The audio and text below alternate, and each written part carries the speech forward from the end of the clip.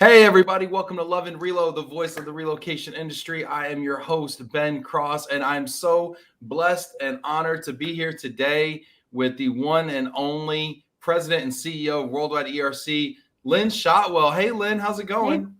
Terrific, Ben. How are you? It's a beautiful day here in Washington. So excited. It's so beautiful here in Texas, too. I walked out. It wasn't 90 degrees. I mean, it feels like, kind of the weather's turning a little bit. It's sunny. It's gorgeous. And you're in Northern Virginia, correct? Yeah, we're just across the river from Washington, D.C. I'm actually in Washington, D.C. right now, but our offices, we're just across the river in Arlington, right near the Pentagon is where I live. So beautiful. DC is such a beautiful city too. And especially in the spring and fall, it's just so gorgeous. I mean, spring with the cherry blossoms and everything. It's just absolutely gorgeous. Hey, if you're checking in right now, I want to know who you are, where you are. Give yourself a shout out. Give your company a shout out. Let's welcome you to the show. Hit that like button a bunch of times.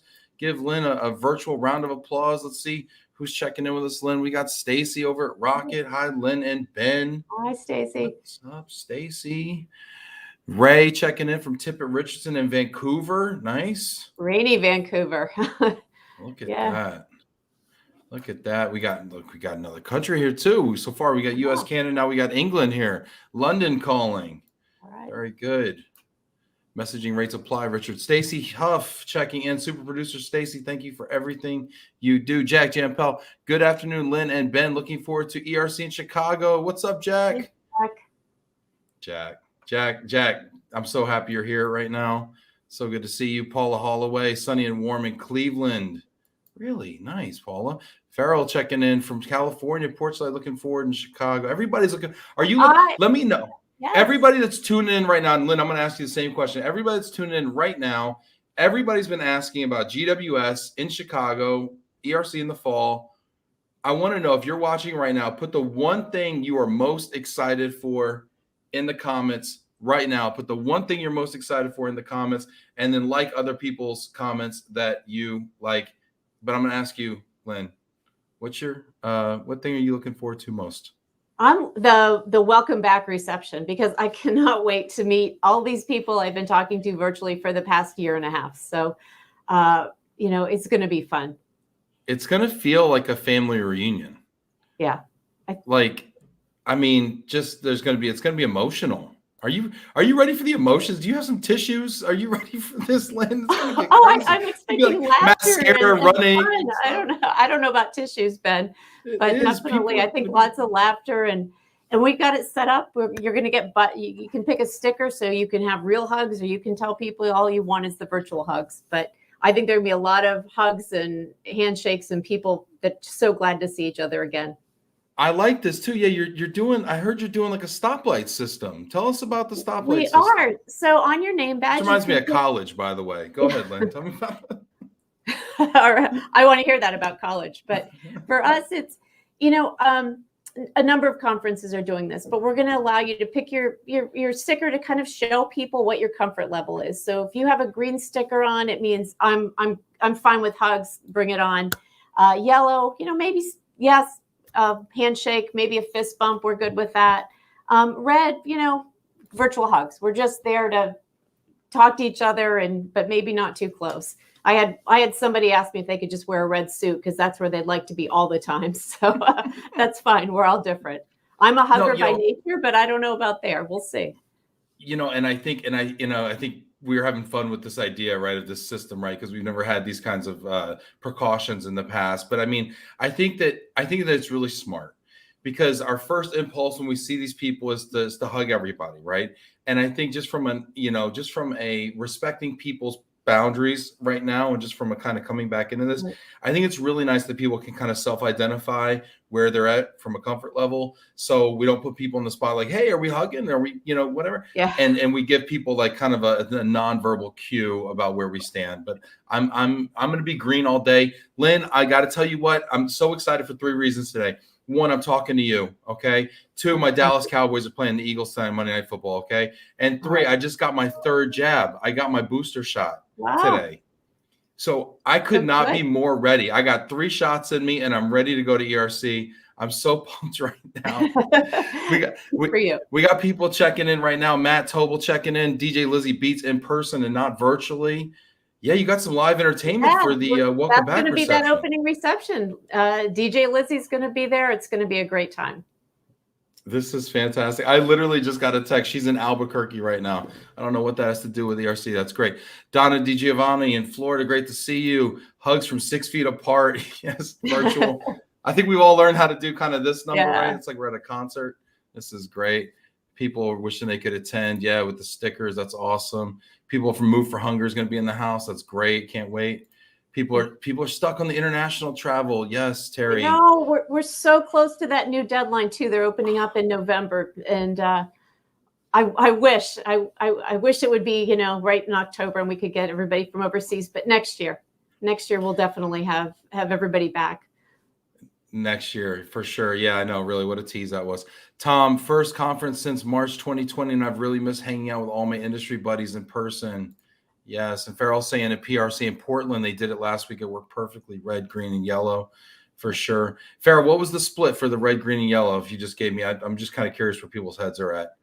Really interesting. In TRP, there was a sticker system. See, I was not aware of the sticker system last week. I was at NTRP. I got the idea from talking to our regional council. So I get together with the heads of the regional councils more or less once a month, and we just compare notes and share about what's going on. And last week we did kind of a round robin about what's going on in your region. How our conference is happening? Are people comfortable? And it varies all over the country, like you might imagine. So I'm actually doing my first trip tomorrow. I leave to go out to Denver, and I'm going to meet with the Rocky Mountain Relocation Council. So looking forward to that. We're going to be at Topgolf.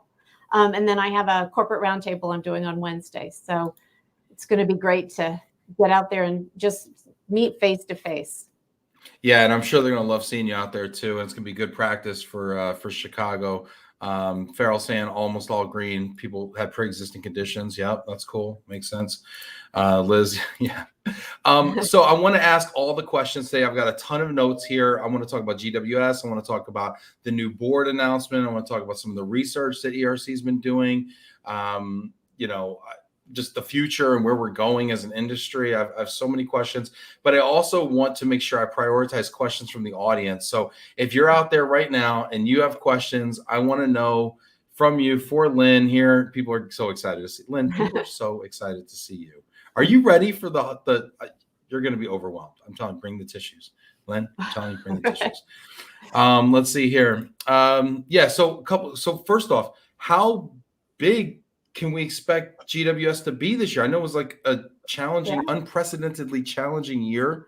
Oh my gosh. What can we expect from a number standpoint? My team, to their credit, I think we've planned 4 different conferences this year. It's been a real challenge, but our goal is to get 50% of what we normally would have. So 700 people. We are over 600. I feel great about where we are right now and think we can get there and maybe even surpass it.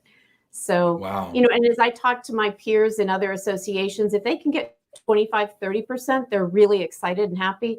So we're doing great with, over 40% now. We're going to be, I feel pretty good that we're going to hit our marks. So. Yeah, from what I've been hearing, I know people in the conference space as well, and I'm hearing a third. If you can do a third, that's pretty much what people are seeing right now. Yeah. So I think half is a very strong showing, especially for a global conference with an international travel ban. I mean, I think that's really strong.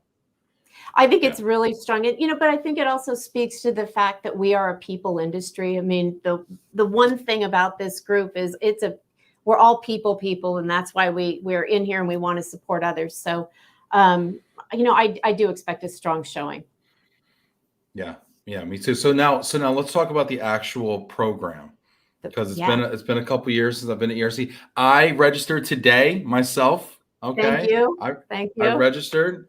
Full price, no early bird. That was my bad, my fault. But I registered today, so I'm on. So now I get access to all the sessions. What do I have to look forward to from a program standpoint, Lynn? So I think we're going to have things you've always enjoyed there, but some new things. So the first new thing is starting out with this opening night reception. So Tuesday night party, get there, because you know what? We know nobody's going to sit in a session until we've had time to network and talk to each other. So we start out with that. And then Wednesday I love that idea. I'm going to stop you there just because I love that idea so much. I love that idea, and I love the fact that you're bringing people under the tent, so to speak, because I think, and you know, I love the parties at ERC. I'm planning one this year, but I think it's really great when we can all come together under the tent, because when we kind of break apart, it gets, you know, we miss people, right? So a little FOMO sets in, so it's nice. I think that's right. You know, and I think it's great that there are parties all over, but I think we need to be the place where everybody comes together first. So we're happy to host that. Awesome. So that's Tuesday night to kick us off real nice. Then Wednesday morning, we're going to start out. There'll be a newcomers orientation, but we're going to start out with our public policy forums. And the reason for this is that everything we're doing our world's shifted so much in the past couple of years. And to the extent we're struggling to keep up on top of it, public policymakers are even further behind. They know that the laws and regulations, everything's out of date, and they need to catch up. So we're going to talk about the things that we're doing there to try to influence them. And we're going to have a virtual lobby day. So opportunity for you to, if you're in the US, if you're US based, to connect with your members of Congress and tell them what you need. So we're going to start out with that. Then we have a general session, really looking forward to our opening speaker, who's going to talk about what is the future going to look like. You know, how are we going to live? How are we going to work? He does a lot of great research on the future of cities. So I think it's going to be really interesting for us to really think through that. What might the world look like and where is it headed? So the future of cities is really interesting, because about 12 months ago, in the midst of the pandemic, we were pretty much ready to declare New York City dead, right? People were saying cities are done. Everybody's going to the burbs. And now we're seeing a little bit more demand, people coming back into the cities. Yeah. What are your thoughts on that? Just real quick. I'm just kind of curious. So think about, people have lived in cities forever. There's a vibrancy, there's an energy you get in a city, and I don't think that will go away. I also think the good thing about, one of the benefits of the pandemic is that as some people have spread out, you're getting more, I think you'll see more vibrancy in other areas too. So I actually am hopeful that some of those cities that maybe had lost population, were dying a little bit, might be able to come back. And that, so overall, we're going to have a nice balance of people both in the cities and outside. I think it's too early to completely tell, but, you know, as you watch the remote work research too, at first it was like, oh, well, you know, everybody can work from anywhere. And then it was pulled back of like, well, maybe not everybody can work from anywhere, and we'll come back to the office part-time. And now we're seeing, well, maybe it's not, maybe even that's not going to work. People might need to go back into the office full-time, or they want to go back into the office full-time. I mean, look, I'm tired of my basement. I'll tell you that. I got together with my team in person last week. We brought people in from around the country. We had 3 days together, and it was so energizing. I like to be with people. So I think what we're going to see is just a lot more of a mix, and it's going to continue to change. And, you know, we can't predict exactly what it's going to be 5 years from now. But I think we can get some ideas of directions it might head, and then we have to plan for all those multiple futures. Yeah, I agree with everything you said. I've been in some major cities, and you're right, there's a vibrancy, and you leave feeling just recharged, energetic. You know, there's something about collaborating with your team in an office environment that, you know, you just leaps and bounds ahead of virtual collaboration. I'm a big virtual person, but, you know, I'm also a big in-person person. So, and I think, you know what, I think that virtual, what we've learned is we can be flexible. And so I think the next real frontier is figuring out, how do you connect the people who are participating virtually with the people who are in the room? I still think that's a really tough one to do. So I know, you know, there's technology, the virtual reality technology where you wear the goggles. I have no idea what a meeting's like with that. But I think there's going to be so many things ahead of us that we just can't even imagine yet. Yeah. Yeah, it's exciting. If you lean into it, it's exciting. If you try to hold on to the way things used to be, you're probably terrified. So my advice is to everybody to lean into it and just enjoy the ride. We've got some questions coming in here. I know we're in the middle of going through our GWS lineup here. Keep these questions coming. These questions coming. I'm going to get these questions. Keep these questions for Lynn coming. Let's get through the GWS lineup, and then we'll throw a few questions at Lynn. All right, so I digress. So I got through the keynote on Wednesday. Then after the keynote, we're going to break into industry verticals. And so we're going to have about 10 different industry verticals, and we're going to ask the people in those industries, what do you see happening? And then we'll take all of those notes coming out of the different verticals and then it won't be the next day, but we'll try to start to produce a report, like where is this industry headed based upon what we're hearing in each of the different areas. And we'll also do that with coming out of the corporate benchmarking session, which is Wednesday morning as well. So we'll get some initial results of that we'll share out on Thursday morning, but then we'll have, more detailed reports coming out after the conference. I really like this approach, Lynn, because you're actually taking advantage of the fact that everybody's in the room together. Yeah. So normally we go to the conference and we take our own notes and we have our own takeaways and we share them with our organizations, but you're actually kind of crowdsourcing things and then putting it together and then pushing it back out. I think there's a lot of power in that. I do too. And look, we're all trying to figure out what's ahead. And I think there's no greater wisdom than all of us getting together and talking about it. And so I'm really looking forward to that. And then, on Thursday Thursday, most of the day it's a combination of traditional kind of panel sessions and workshops, and then some new, what we're calling deep dive workshops. So we have hired trained facilitators who are going to walk us through more in-depth exercises talking about how do you deal with sustainability? How do you develop policies that work for you in your office? Same thing with DEI and remote work. So it's going to be very interactive workshops, and you'll walk away with something that hopefully you can apply back at your home. Friday morning is more workshops, and we close with Ben Heller and Ignite. So it's really a great lineup. Yeah, those Ignite sessions are always a blast. Short and punchy. That's really great, and that's what people are going to need Friday morning. I'll tell you what. Also, I love the interactivity of the workshops too, because so often we go into these things and it's a panel, maybe it's a PowerPoint, whatever. People talk at you, and it's just kind of one directional. And so I love the fact that you're actually engaging people. This is great. We got a couple questions coming in from people who are watching. This is so awesome. Hey, Dano, what's going on? This is great. People are excited for Lizzie Beats in the house Tuesday night. This is great. I'm loving this. Christine Caldwell says, "Hey, Lynn Shotwell." She's so excited. She's saying, "Will you do a TikTok dance with me at ERC? Please, please, please." I'm not allowed to drink that much at ERC. I don't know. We'll see. Well, I think Christine might be doing this over ERC too. I'm not really sure, but y'all can do some TikTok together. It'll be a blast. Listen, there's a very low bar of expectation for anybody doing a TikTok, to be honest with you. So all right. That's funny. Christine, respect. That's great. All right, let's see. Vinny, what, Glomo's planning a party? Where's my invite? Yep, we will. We'll send an RSVP link out there, Vinny. Love to have you. Very excited. Thursday night after party. Vinny does say, one of my highlights of every GWS, the corporate benchmarking session. Looking forward to 2 hours of great discussions with my fellow corporate friends. Vinny, what do you love about this session particularly? I'd love to know your thoughts on any other corporate folks who are watching. I saw Gabby checking in.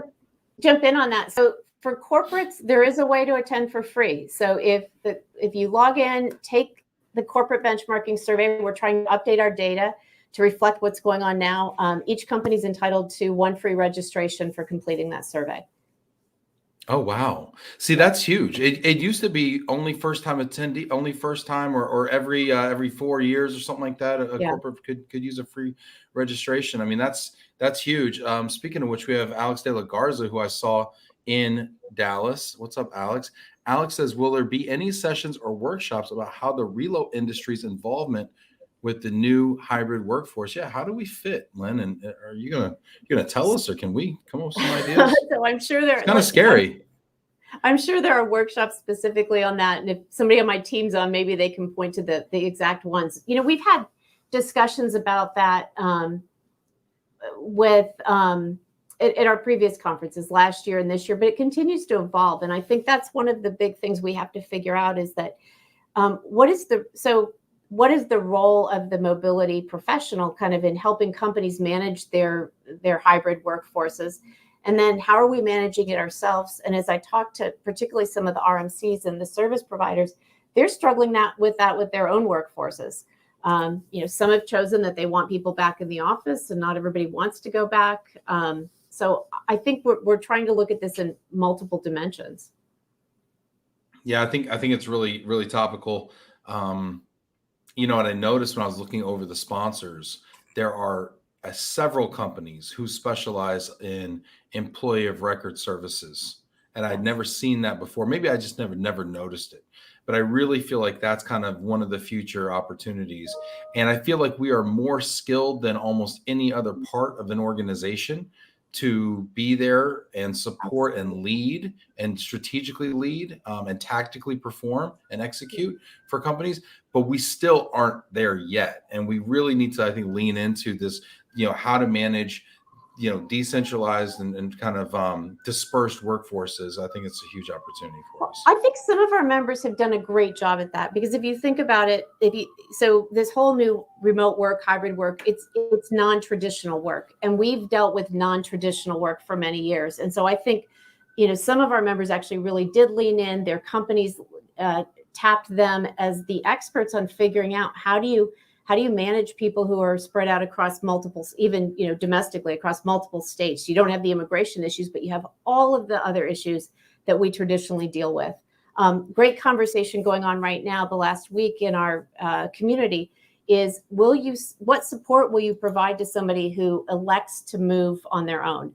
I think a couple months ago we had the same question. Everybody said, no, we're not going to deal with that. Well, now, yeah, companies are saying, yeah, we will support. We'll provide a certain level of consultation, tax advice.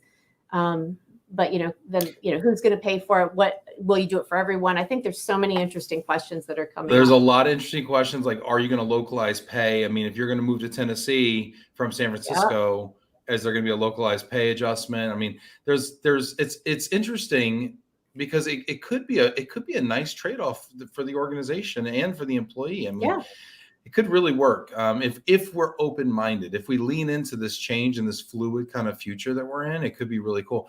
Actually, Lori Kelly came in here with the answer. Deep dive workshop, hybrid work, the emerging relocation disruptor, building a failure-proof mobility strategy for 2022, shaping the future via a failure-proof on. Okay, so on October 21st at 9:30, it looks like she's plugging that. So, so Thursday morning. Yep. Thursday morning session. Very cool. This is great. This is great. People got some other questions here. People are talking about the learning portal, checking that out. Jack had a question. When will the GWS program app be available? That depends on how quickly Apple gets it approved. We've submitted it and we're waiting. It should be within the next week. Yeah, nice. Yeah. Look at this. People are asking questions, answering questions. This is great. You got a very responsive team there. Yeah. Very cool. People are plugging some of the other parties, the Rocket Mortgage Party on Wednesday. Very cool. My dad's calling me. No, Dad, what are you doing? Anyway, so let's see here. I want to also shout out the board. You announced some new board members. We did. So, we are so lucky to have such a great pool of candidates to draw from. And so it was a very difficult decision, but we landed on 5 new board members for Worldwide ERC and 4 new trustees for the foundation. And so let me tell you who they are. We have Benny Tan with Altair, and he's located in Singapore. We have. I like Benny. I know Benny. He's a good guy. We're gonna hopefully get him on the show one day. Sorry, go ahead. Yeah, that's fine. Mark Pichel, who's with Sterling Lexicon, based here in the U.S. Elenid Wallace, who's with the Walt Disney Company in Europe. Ashley Aldrich with Netflix, who's also in the U.S., and Simon Mason with Writer Relocations, and he is located in.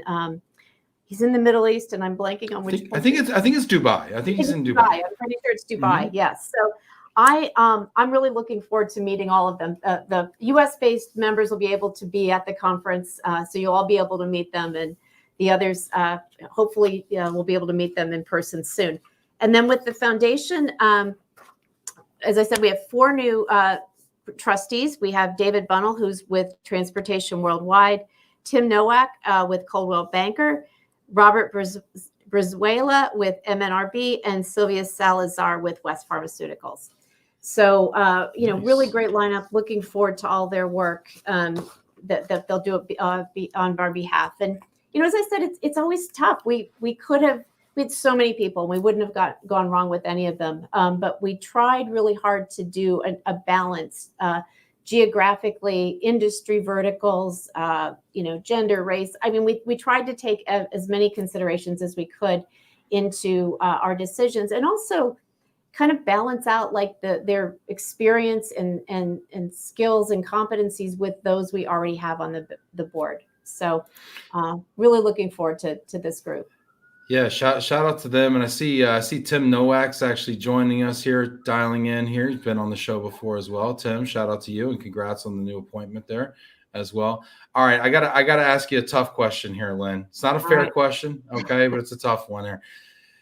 Jack Champel's killing me right now. Okay, Jack wants to get on the board so bad. It's his life's ambition. He's led a full life too. This guy used to make cakes for a living. He's led a full life. What can we do to get Jack on the board one of these days? I told you it wasn't going to be a fair question. Everybody continue to apply, and Jack has been such a great supporter over the years and a big volunteer with the organization. And look, I think this is the reality is we don't have enough board member or enough board positions for everybody who is qualified and willing to give up their time to us. And so one of the things we're trying to do is to have more robust other volunteer opportunities. So this year we're creating a corporate advisory panel that Jack will absolutely have you on that. We're doing an editorial task force. We've pulled together again across industry verticals, people that are going to help us shape what content do we see in Mobility Magazine, what do we see on the website, what are the things that you want us to be talking about and writing about. We have oh my gosh, what else do we have? We have our YPs, of course, and they're doing a great event for us. And we have others. So we're looking to build out these other volunteer opportunities. And so, I hope nobody's discouraged just because they can't be part of the board, at least this year. And I'd say just keep trying. I know we have several. One of my board members was telling me she'd applied 4 or 5 times before she was selected. So. Yeah, hang in there, Jack. It'll be all right. I also look forward to serving one of these days. When I grow up, I'll serve. Right now I'll work on my YP 40 stuff. No, but this is great, and it is. I will say this, Lynn. Worldwide ERC means so much to so many people. It really is the association that so many people identify with. And it feels like our home association. And sometimes it's the only place we can go where people actually understand what we do for a living. And so it means so much to so many people. Vinny's over here, lobbying for his spot. Trust me, we got no problem lobbying. Lobbying the government, yes, we have problems with that. Lobbying ourselves, we have no problems that is as well. Jennifer Rodriguez, shout out to all the YPs. Jennifer, let us know what's going on with the YP program as well this year. Love to spotlight that. She's saying YP's hosting panels and the boot camp. We are. Laying down the gauntlet. Better see you at 7 a.m. on Wednesday. Ben, you're going to have to go there and run for me because I'm not going to be able to make it. But yes, ma'am, no problem. I know you'll be there. Yep. Yeah, 100%. In spirit, I will be there 100%. I'd have a better chance of hanging out in that spot all night long and just kind of just hanging out and welcoming everybody. But what else? Let's talk about what else. Let's talk about what else Worldwide ERC is doing. Because I'm seeing during this last year and a half, obviously the focus hasn't been on in-person meetings. Right. So what else has the association kind of been focusing on? So we have ramped up our online learning. We have 6 new badges. We relaunched our GMST. So again, put a new exam in place. We're trying to do more on that.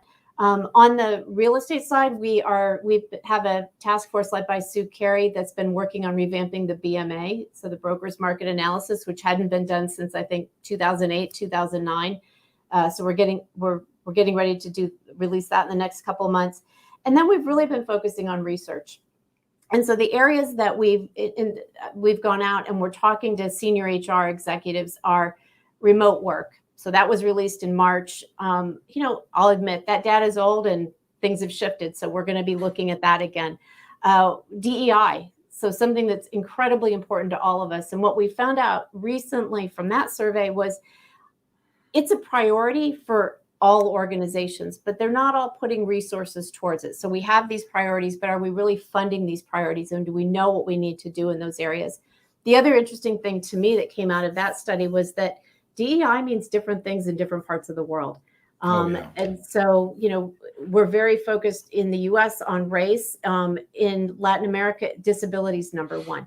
So we have to kind of understand what does that mean as we go forward. But I think the more important thing is, how do we as an industry not just make sure that we have a diverse assignee population, but what are we doing internally to build that to build the pipeline among mobility professionals? How do we build a diverse pipeline? So we're working on some ideas there that we'll talk about later at GWS. And then finally, we're going out. Well, there's two others. We have a survey in the field about technology, because we all know how important technology is. So we're trying to get our arms around what's the technology you're using, why are you using it? So that should be coming soon.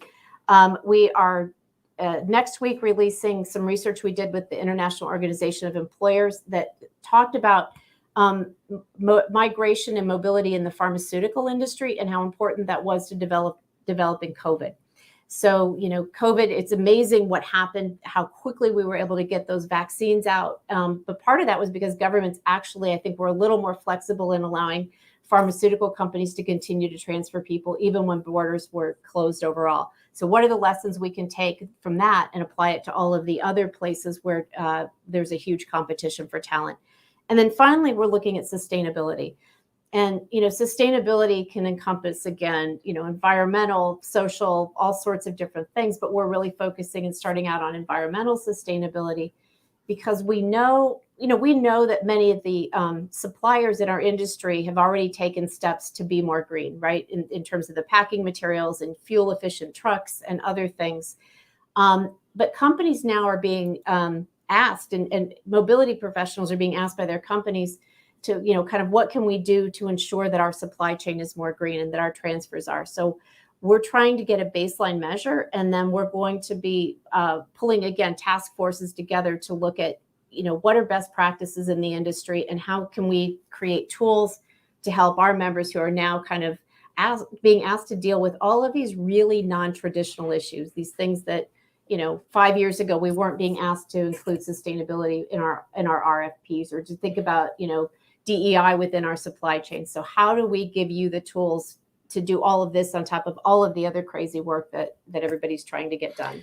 Lynn, you bring up so many great topics there, and it sounds like y'all have been really busy here. And Elena brings us back to kind of one that you mentioned there. She says, thanks, Lynn Shotwell, so much for addressing what DEI means around the globe. And I think that's great insight, the fact that DEI means different things around the globe, and we have to be where every one of us is.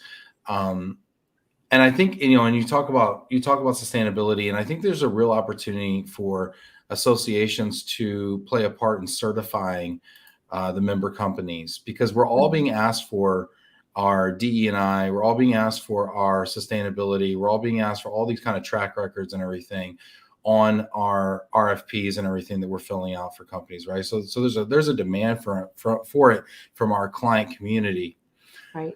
But we really speak in very soft terms around how we satisfy that requirement. We don't really have any hard credentials that I know of that are widely used in our community to prove our compliance with these things. So I would love to see ERC start offering a DE&I certification or a sustainability certification, especially knowing that our clients are asking for it. I mean, is that something that's feasible, do you think, one day? So I think it potentially is. I think it's one of those things that we have to take a look at. I asked my team to kind of look at sustainability of doing certifications. And if you just Google that, there are lots of organizations that are out there giving badges and stamps and good housekeeping seals of approval. But before we go into that, we need to make sure that it means something and that it reflects kind of what is reasonable in our industry. And so again, that's something that we're just starting to look at. And we know that, like, the truckers have had standards out there for years. And so we have to really understand, okay, what does that mean in the trucking industry, and how does that play into what we're doing? And then in, other areas, I don't know, if you think about it, if you're booking flights for your team, like, are you doing carbon offsets? Should that be part of the requirement? I don't know. If you're shipping household goods, is it more sustainable to ship somebody's household goods or to have them throw those goods away and buy new ones or get new ones at their new destination? Those are all really tough questions.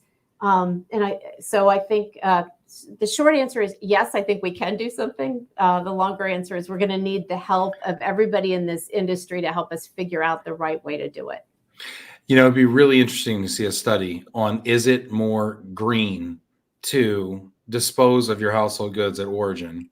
Now, I guess there's a real big difference whether you throwing them in the landfill or are you selling them somehow, right? I mean, it gets a little harder when you have to do something. Used or are you buying new? I mean, so many different things. But it would be interesting though. Yeah. To see some thought leadership. Yeah. So, I mean, but Ben, I appreciate that you just brought that up, but you talked to so many people. I mean, what are the other things that Worldwide ERC, could be doing to address the issues that you're hearing about? Well, I appreciate you asking because people don't usually care what I have to say. So I usually get on here and I actually just ask a lot of questions. I do. And I think that there's a few challenges that I think are range from, critical and existential to nice to haves. But I mean, one of the things that I'm seeing right now is this lump sum thing, right? And it's been out there forever. And it's almost like we've kind of stopped talking about it because we've had other things on our mind the last year and a half.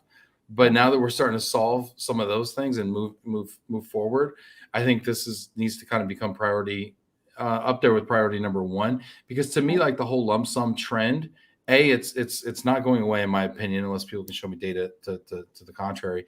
And B, it signifies a shift away from managed relocation, which, let's be honest, we're in the managed relocation business.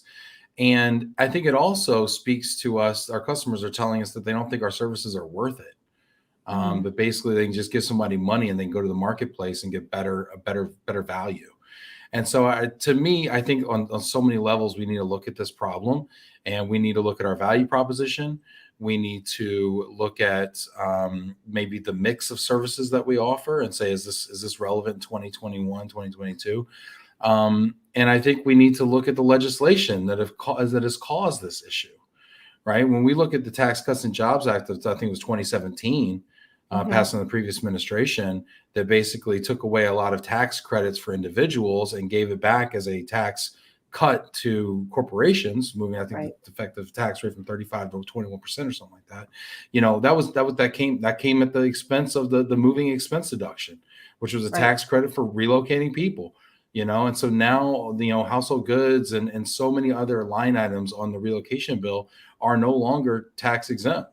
Now they're appearing on employees' W-2 at the end of the year. And often, sometimes they're grossed up by really smart companies who are members of Worldwide ERC, and sometimes they are not. And I would say the less sophisticated the company is, the less relocations they do, the more often they're not. And so now those companies who have less relocations and are less sophisticated see relocation as this extremely, expensive, onerous thing, and their employees are very unhappy to do it. And I wonder if those companies will ever grow to these large scale programs that, are members of Worldwide ERC. So I think that we have this really kind of vicious cycle going on right now. That's really, to me, I consider an existential crisis of our business. And I think that's something we really need to be focusing on. So I think that I hear more about the moving expense deduction than probably any other issue. And so one of the things that we have to do as an industry, if we want to convince Congress to restore that, and particularly before it sunsets, then we've got to really be able to demonstrate what is that economic impact. And I know some research has been done, but that's something else that we need to look at. Can we fund really good research that proves that there's an overall economic benefit by restoring that? Because right now in Washington, it's hard to argue for anything that reduces the revenue going into the Treasury without having some kind of an explanation about how it's better, how it's offset. So important issue. But I also, Ben, do I think it's an existential crisis? I think it is one of those moments where things are shifting. But I think this next year is going to be really interesting because all of these people who've picked up and moved without thinking about the tax ramifications or the benefits or other things that they're getting, suddenly I think some of them are going to be hit with some surprise bills. And so suddenly the role for having a corporate advisor, a trusted advisor, and being more involved, having somebody who really understands the ins and outs is going to become more important. I don't think the tools to allow some of that self-service are going to go away. It's just, it's too easy. Everybody is used to managing things on their own. So I think there's going to be some combination of employee choice and managing maybe their, well, I don't know if lump sums are managing their lump sum, but with perhaps more support and hand-holding than they get today. This is an interesting kind of debate, and I think it's really important to have right out kind of in the open. And to Jack's point, he says, you don't want my opinion on the role of global mobility and lump sums. Show me the data, please. Jack, tell us your opinion. Don't leave me guessing. Vinny says, Ben, I do not like lump sums, but I would not call it a problem. I do believe there are great options out there, i.e. Agoyu, RMC systems, etc., that would be amazing to support lump sums if they are offered by the corporation. Yes, there are other ways to support our employees, but lump sums are also needed for certain levels.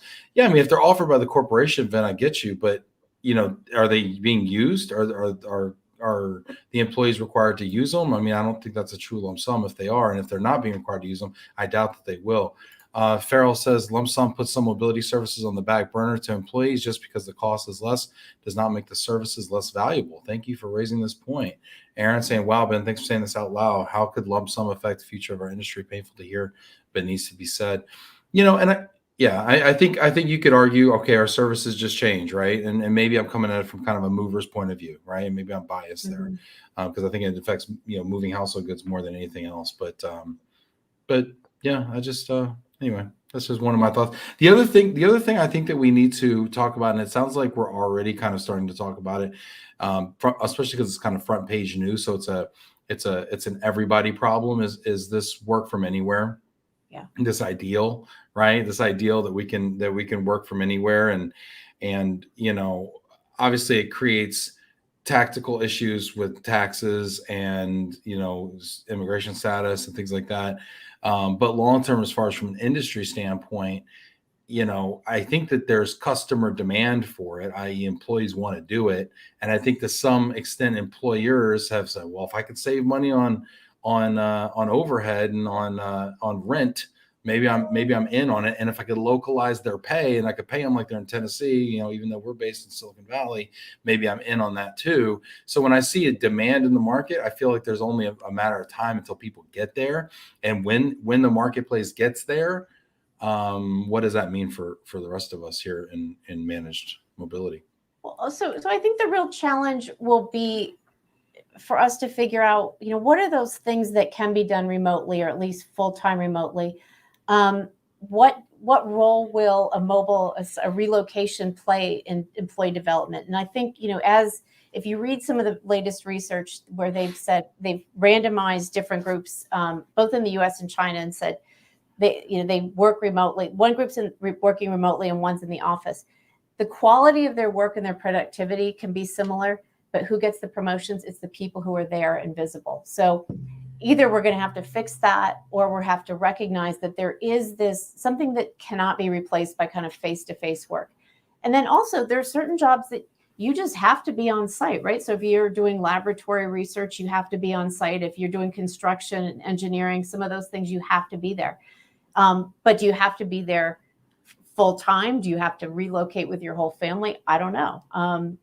But, are people going to be willing to relocate without their family anymore? So I think there's, what you said about the employee choice, we're certainly seeing that play out right now because, employers are scrambling to fill open positions. And part of that is that employees are starting to say, here are my conditions. If you want me to work for you, here are my conditions. And, and employers will meet them. Now, will that change? Maybe, but I think one of the interesting things too, if we think about really long term, is as more employees become gig workers and less full-time, traditional employment like we know, you have even more complex kind of immigration or tax or mobility issues that arise, because then who's the sponsor of all of this? Who's responsible for the benefits? So many things that are not going to be solved in the next year or two.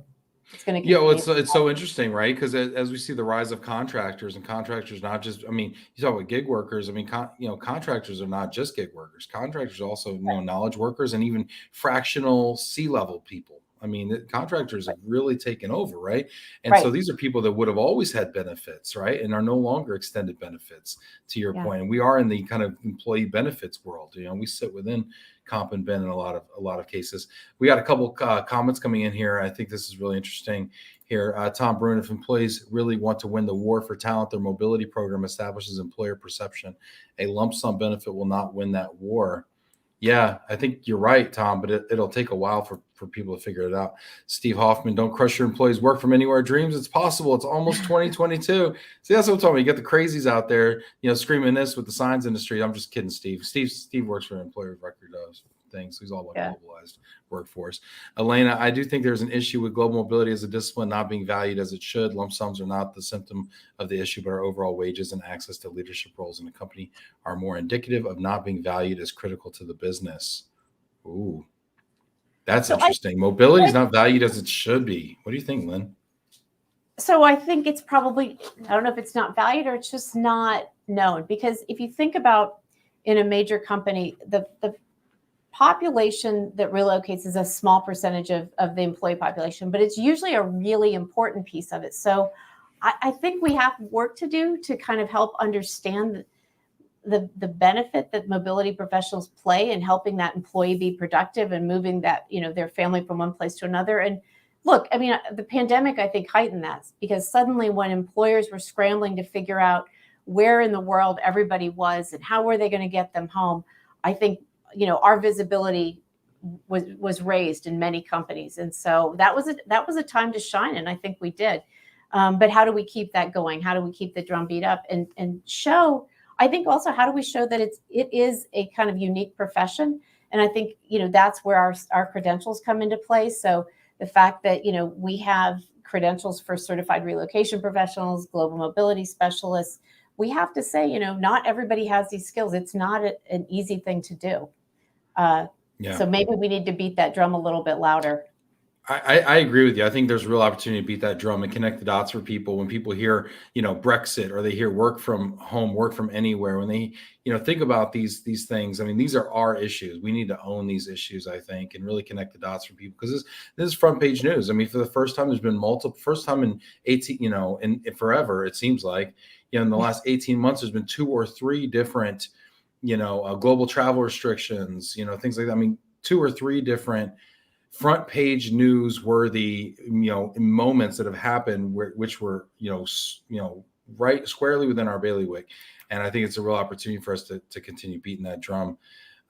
This is interesting. Liam says many employers are not equipped to withhold the myriad state, city, and local taxes and remit those to authorities, not the tax, but the cost of administration of these taxes that could determine many domestic U.S. remote work policies.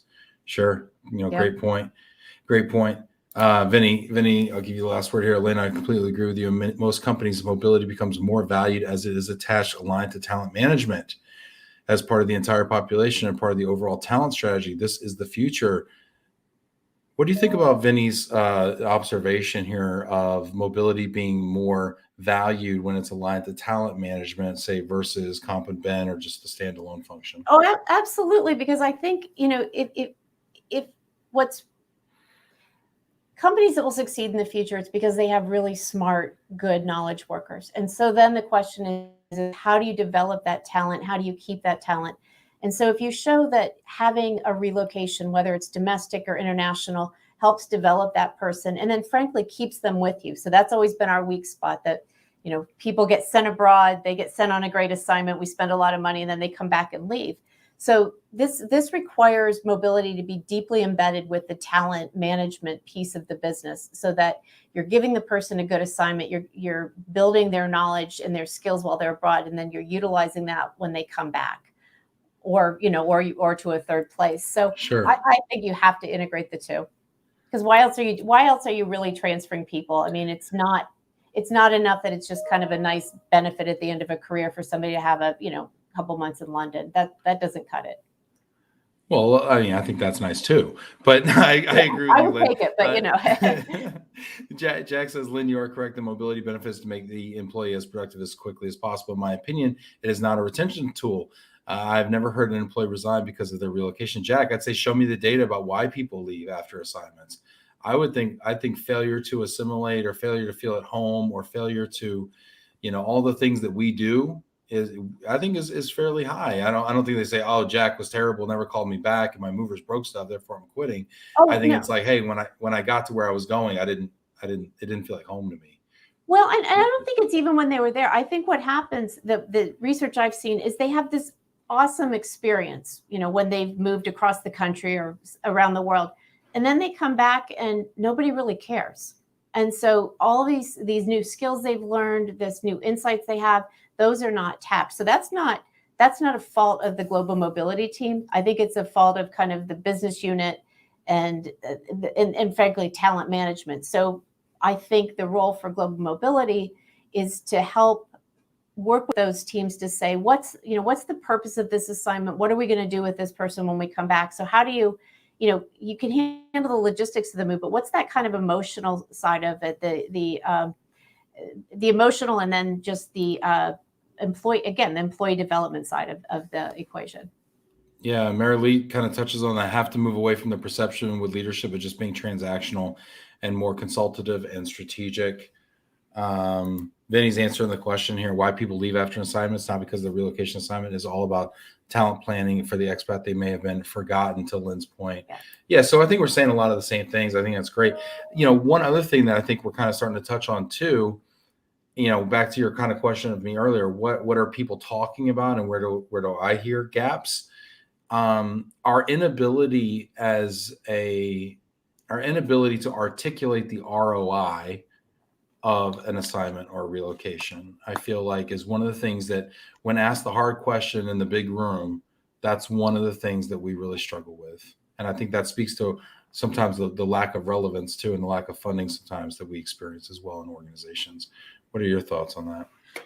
So I think, again, the ROI comes back when that person comes back from assignment and they can contribute more to the company. And that's a hard thing to measure, isn't it? To take the long-term view that, Ben did this great assignment, he came back, and because of that, he was then able to develop more business for us. I mean, that's hard to measure. It's like, trust me, you'll see when he comes back, he knows more stuff, and he's more connected, and he can work cross-functionally. It'll be great.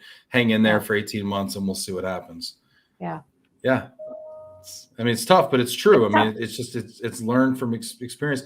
And what's also interesting too, and I wonder, and I'm just kind of wondering aloud, as we're seeing people work at companies, for shorter tenures. Yeah. I wonder also if those, like, trust me, you'll see.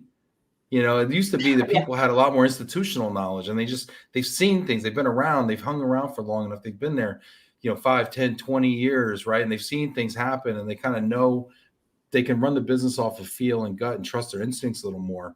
People that are there less time, they rely on more ROI things. For another day is ROI a myth? Yeah, 100%, Vinny. But people still say it all the time because they can spell it. It's easy. It's catchy. What's the ROI on that? It's an easy question.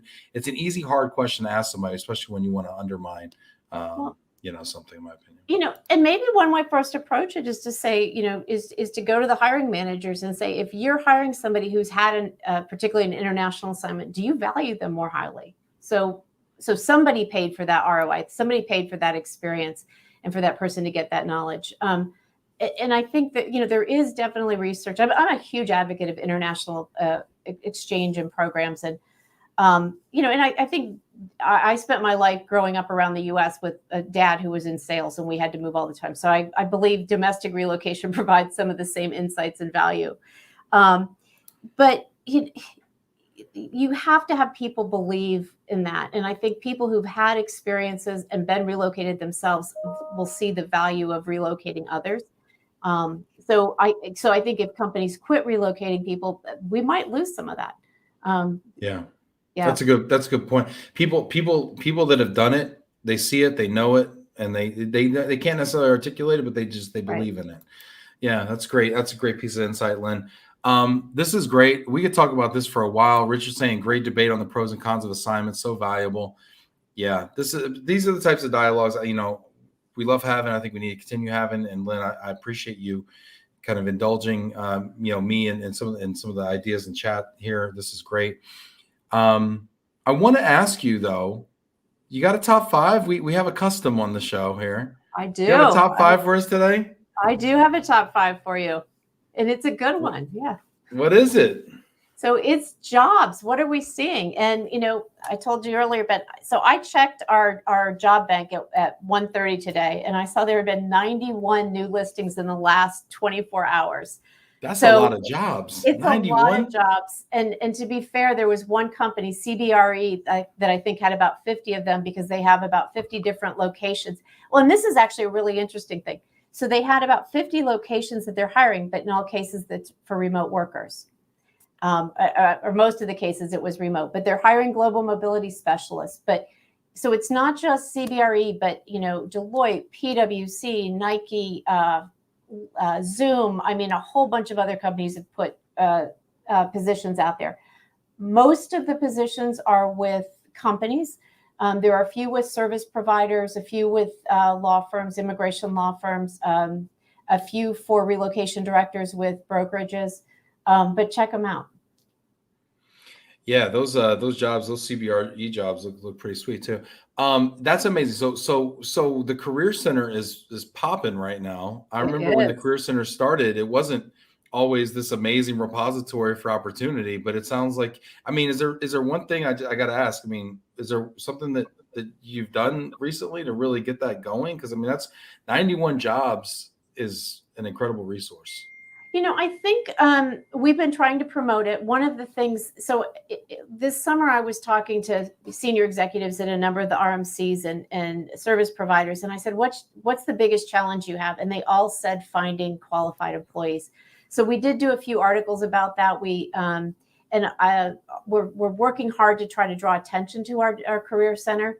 We're looking to try to build that out as well. So I think it's partly the market, but then also that we've been trying intentionally to make people aware that this is here and that we have good people. So, and is this only open to Worldwide ERC members, or is it open to the public? No. It's open to the public. Hey, can somebody out there put a link to the Career Center in the comments, please?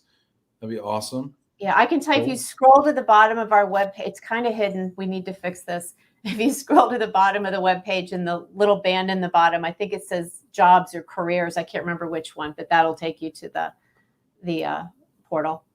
Awesome. All right, we'll definitely put that in there. All right, so tell us, what kind of jobs and skills are in high demand on the Career Center? The number one right now is global mobility specialist by far. And so, as you read the descriptions, there are variations on this. Sometimes it's global mobility manager, but at the end of the day, it's all the same skills. It's working in-house to help that company maximize their program and to maintain compliance. Global mobility specialist. So a practitioner role is the number one. We're going to say this is number 5. I know. Well, maybe we're backwards here, but that's definitely the number one. Somewhere in the top 5, in no particular order, is global mobility specialist. All right, it's the number 1. Yeah. Number 4. Then if we look at thanks, Stephanie. So then if we look at the skills, companies are connecting global mobility to talent acquisition. So that's really important to know. So this is not being done in a vacuum. They're really looking at it in connection with talent acquisition.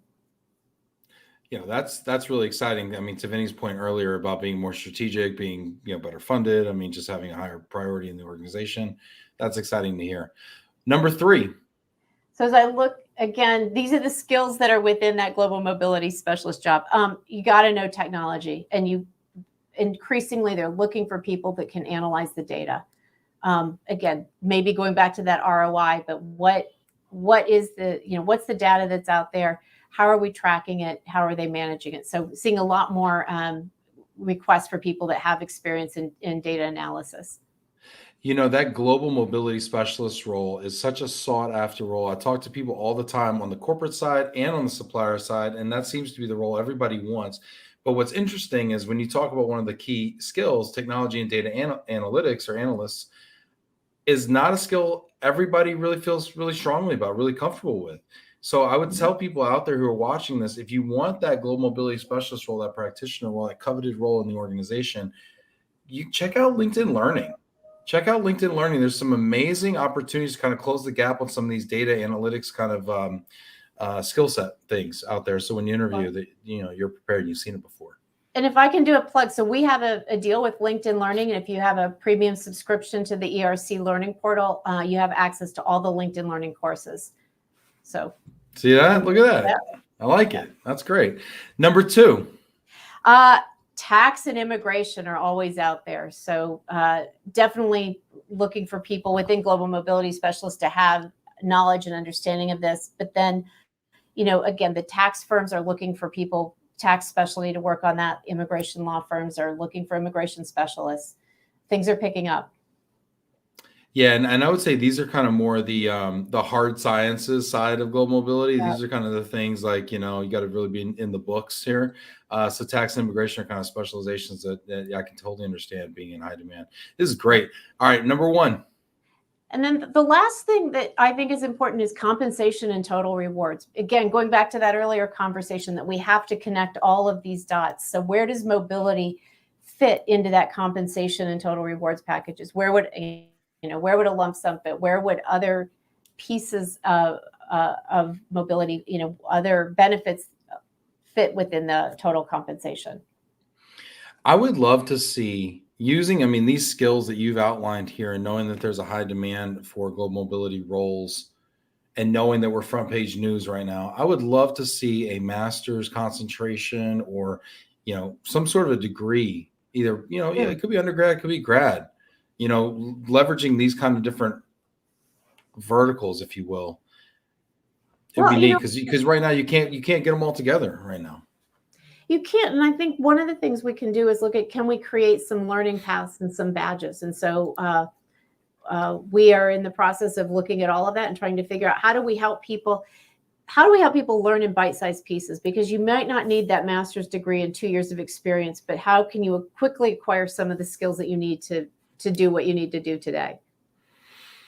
Yeah, that's a great point there. And there's the link there, worldwideerc.org/learning-portal. Thank you, Stephanie. Look at that. Johnny on the spot. Very cool. Lynn, this was great. I really appreciate you making time. I want to also thank everybody who came out today. We had an amazing audience. The comments were on fire. Thank you all. I cannot wait to see you all in Chicago at all the parties. It's going to be a blast. I can't wait to wear my green dot and hug everybody if you're down with that. Lynn, do you want to give us maybe a final thought to close us out today? Just, Ben, I'd like to thank you for having me on. You're doing such a great job in keeping the conversation going within our community. And I really look forward to meeting you in Chicago and hope to see everybody else there. So I know it's going to be so exciting. Thank you so much. 3 weeks. It's like right 3 here. weeks. It's like here. Yeah. We've waited. I feel like we waited like 2 years for this. Yeah. It's like 3 we weeks. have. So this is going to be great. Lynn, I can't wait to see you. Can't wait to see